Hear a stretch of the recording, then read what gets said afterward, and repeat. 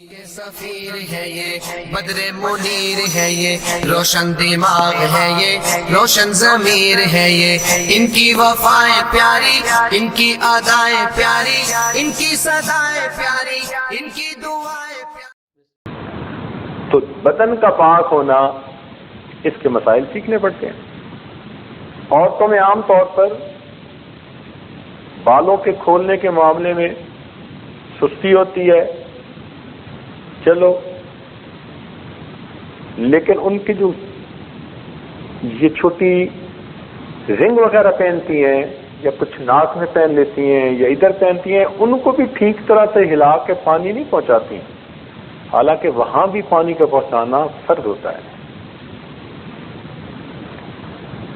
تو انہوں نے نہا تو لیا، لیکن وہ جو جگہیں ہیں یا وہ جو جسم کے سوراخ ہیں ان میں پانی نہیں پہنچا صحیح طرح سے،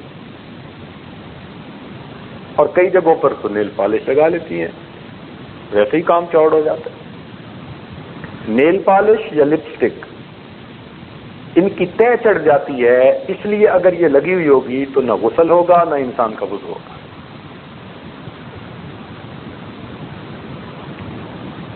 اور عورتوں کی جہالت کا یہ حال ہے اس وقت کہ میں ایک ملک میں تھا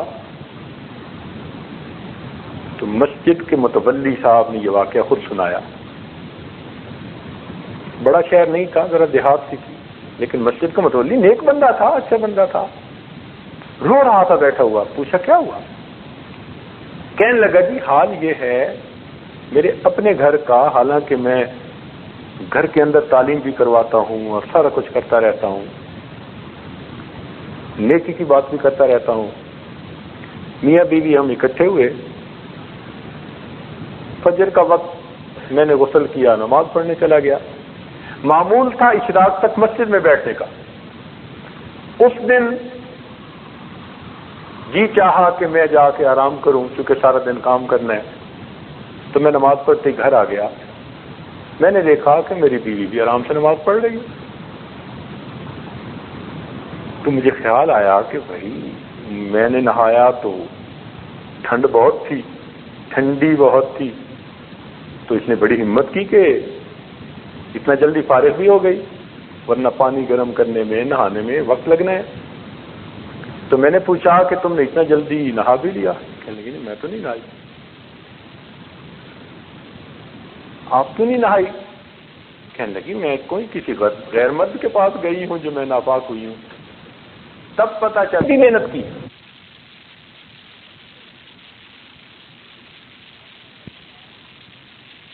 تب پتہ چلا جب سے شادی ہوئی اس وقت سے لے کے اب تک وہ عورت یہ سمجھتی تھی کہ غیر مرد کے ساتھ اکٹھے ہوں ناپاک ہوتے ہیں، اپنے خامد کے ساتھ کوئی فرق نہیں پڑتا۔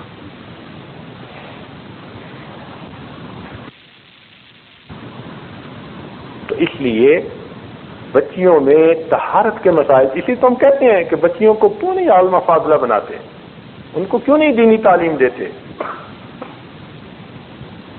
میرے دوستو، کسی آدمی کے دو بچے ہوں نا، ایک بیٹا اور ایک بیٹی، اور اس کی حیثیت اتنی ہو کہ دو میں سے ایک کو دین کی تعلیم دے سکتا ہے، تو اس کو چاہیے کہ بیٹی کو تعلیم پہلے دے، اس لیے کہ مرد پڑھا فرد پڑھا، عورت پڑھی خاندان پڑھا۔ اور آج کل بچیوں کی تعلیم کی طرف سے بہت ہی غفلت ہے، بہت غفلت ہے۔ ہمارے حضرات تو خود پڑھایا کرتے تھے۔ درمیان میں ایک واقعہ یاد آ رہا ہے،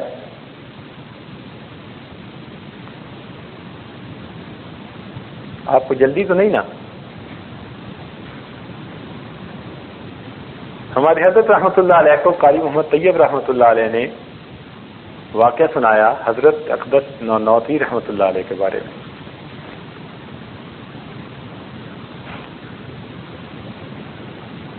فرماتے ہیں کہ دادی اماں نے یہ واقعہ سنایا، یعنی قاری طیب صاحب نے خود یہ دادی اماں سے سنا۔ حضرت نانوتوی رحمۃ اللہ علیہ کی شادی ایک نواب صاحب کی بیٹی سے ہوئی تھی۔ وہ نانوتوی رحمۃ اللہ کے عاشق صادق تھے، بہت عقیدت محبت تھی اور انہوں نے بڑی چاہت سے بیٹی کا رشتہ ان کے ساتھ کیا.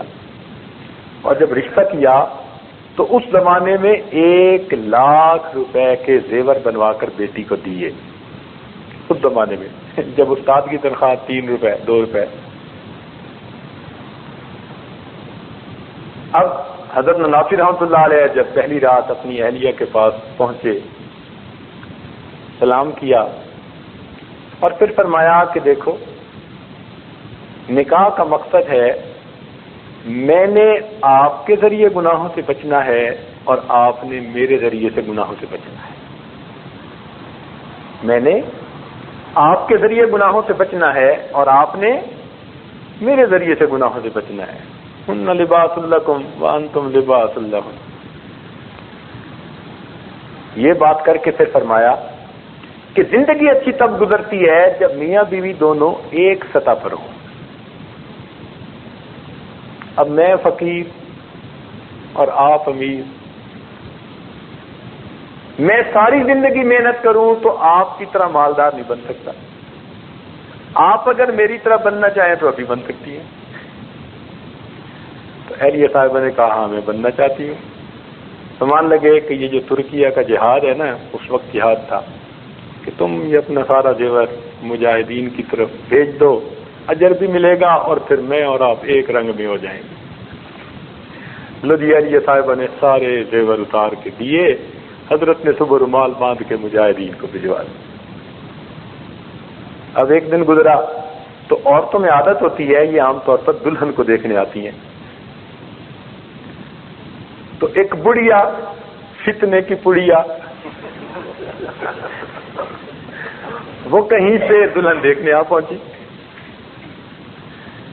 اب اس نے جو دلہن کو دیکھا کہ زیور کوئی نہیں تو وہ تو کہنے لگی کہ یہ تو لگتی ہے ماں باپ پہ بوجھ بنی ہوئی تھی، انہوں نے دھکا دے دیا، کوئی زیور بھی نہیں تھے پہنایا.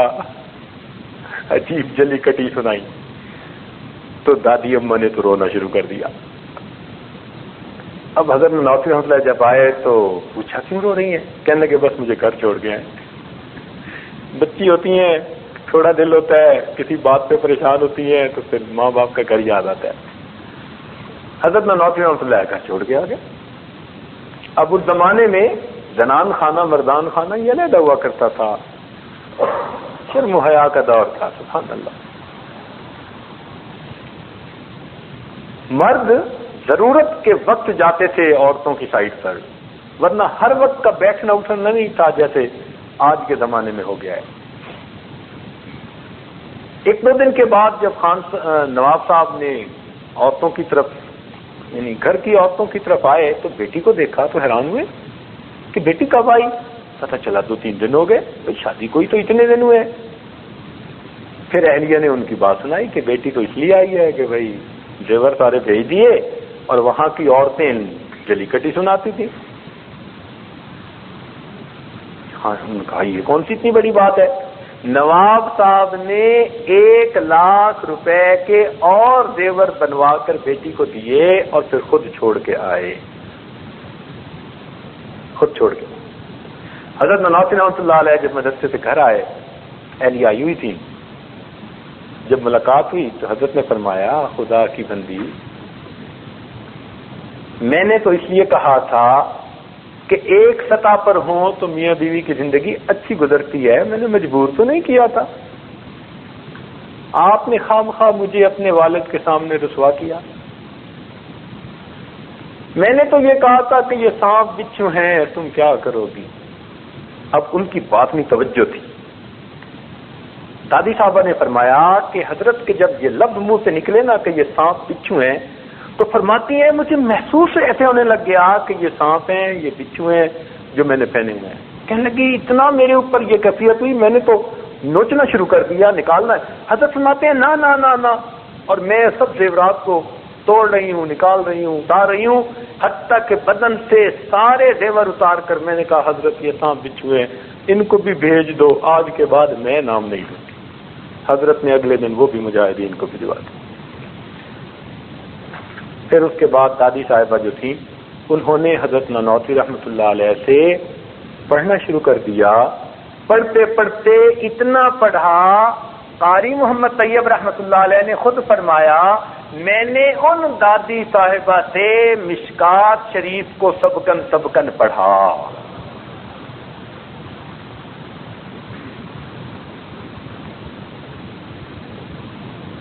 تو ہمارے اسلاف گھر کی عورتوں کو اس طرح بنایا سنوارا کرتے تھے کہ جس کو الف با کا بھی پتہ نہیں تھا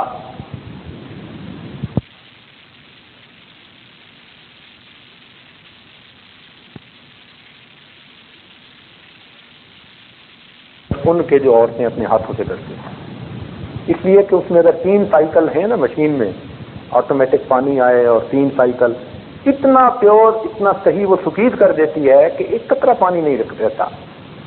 2 بندے مل کے بھی کپڑے کو نچوڑے تو اتنا نہیں نچوڑ سکتے جتنا مشین نچوڑ دیتی ہے، اور اگر 3 مرتبہ وہ رنس کرتی ہے تو الحمدللہ کپڑے بالکل پاک ہیں، 100% پاک۔ ہاں، اس کو نکال کے پھیلانے والی عورت اپنے ہاتھوں کا خیال رکھے۔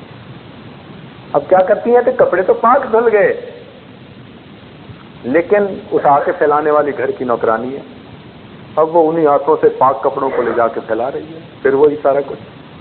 تو آپ پورے پروسیس پر نظر ڈالیں، درمیان میں مشین نے تو کپڑے دھو دیے، 3 مرتبہ پاک کر دیے، رنس کر دیے، بالکل صحیح، لیکن ہم کن ہاتھوں سے اس کو لے جا کے لٹکا رہے ہیں، کس جگہ پر لٹکا رہے ہیں، ان کا خیال رکھنا عورت کو بتانا پڑتا ہے، ان کو سمجھانا۔ اپنے کھانے پینے کی چیزوں کا خیال رکھنا، کچن کے اندر بھی پاکی ناپاکی کا بڑا مسئلہ بنتا ہے، اور اگر کام کرنے والی یہ دوسری عورتیں ہوں تو ان بیچاریوں کو کیا پتا، وہ چیز نیچے گرے گی اسی ہاتھ سے اٹھا کے اس کو اوپر رکھ دیں گی۔ اور اچھے اچھے دوستوں میں برتنوں کے تلوے کے بارے میں تو احساس ہی نہیں ہوتا کہ یہ بھی ناپاک ہوتے ہیں۔ برتنوں کے تلوے کو ہمیشہ مشکوک ہی سمجھیں، آپ کو نہیں پتا وہ کس جگہ پر رکھے گئے، اور دوست کیا کرتے ہیں کہ گھر سے کھانا لے کے آئے اور ٹرے کو اوپر رکھ دیا دسترخوان پر، یہ سب سے بڑی غلطی ہوتی ہے۔ ٹرے اوپر رکھنے کی کیا ضرورت ہے، ٹرے کو رکھیں سائڈ پر، اور جو اندر برتن پڑے ہیں وہ اٹھا کے رکھیں دسترخوان پر۔ ٹرے تو انہوں نے فرش پر رکھا ہوگا، ٹرے تو زمین پر رکھ دیا ہوگا، ٹرے کے تلوے کا کس کو پتا کہ 100% پاک ہے۔ تو برتنوں کے تلووں کے بارے میں ہمیشہ نظر رکھیں کہ کس کس برتن کے تلوے پاک رہتے ہیں اور کہاں ناپاک ہو سکتے ہیں، ان کا خیال رکھیں۔ عورتیں اگر طہارت کے صحیح مسائل کا خیال نہ رکھنے والی ہوں اور ہر وقت ان کے ذہن سے طہارت کی فکر نہ رہے تو وہ کئی مرتبہ چیزیں دھو کر آدھی پاک اور بعض دوسری، وہ بڑا چوڑ ہو جاتا ہے مسئلہ۔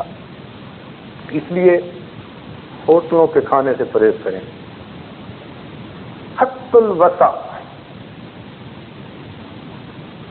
کوئی سفر ہو یا کوئی عذر ہو تو ایک شرعی چیز ہے، وگرنہ حد الوسع کوشش کریں کہ باہر کی بنی پکی ہوئی چیز ہرگز مت کھائیں۔ کچھ نہیں پتا کس حال میں وہ چیز بنائی پکائی گئی۔ لوگوں کو چائنیز کھانے کا شوق ہوتا ہے، ذرا پکانے والوں کے کمرے میں جا کے دیکھا کریں نا کہ وہاں پک کیسے رہا ہوتا ہے وہ، آپ اس کے بعد توبہ کر لیں اور اس جگہ پر جانا چھوڑ دیں۔ اور پھر کئی لوگ تو غیر مسلموں کے ہوٹلوں میں جاتے ہیں، جی میکڈونلڈ پہ جانا ہے،